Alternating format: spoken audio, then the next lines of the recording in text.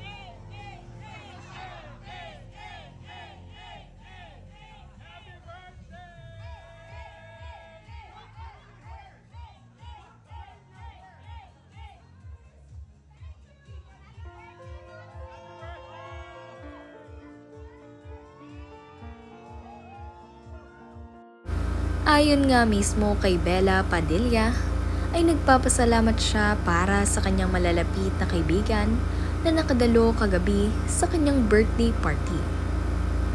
Kung saan ipinagdiriwang nga niya kagabi May 3, 2024 ang kanyang 33rd birthday celebration.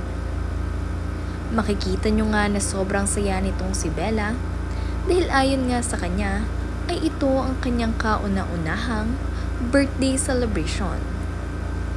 Ito ay ganito kabongga dahil ito ay unang beses na birthday party niya. Kaya naman biro nga niya, ito ay kanyang first birthday. Sa kanya naman ngang birthday celebration kagabi ay present dito sina Jericho Rosales at ang kanyang BFF na si Kim Chiu at Khaled Karen. Sobrang saya nga rin itong si Bella matapos siyang makita itong si Jericho.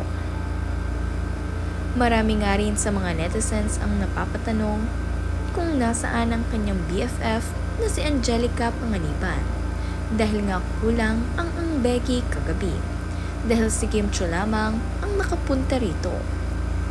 Ngunit ayon kay Bella ay naiintindihan naman niya itong si Angelica dahil kakakasal pa nga lamang nito at maraming ganap ito sa buhay. Nasa honeymoon phase nga sila muli nitong si Greg Homa. Gayunpaman ay makikita nyong enjoy na enjoy kagabi itong si Bella Padilla. Muli happy birthday sa iyo, Bella.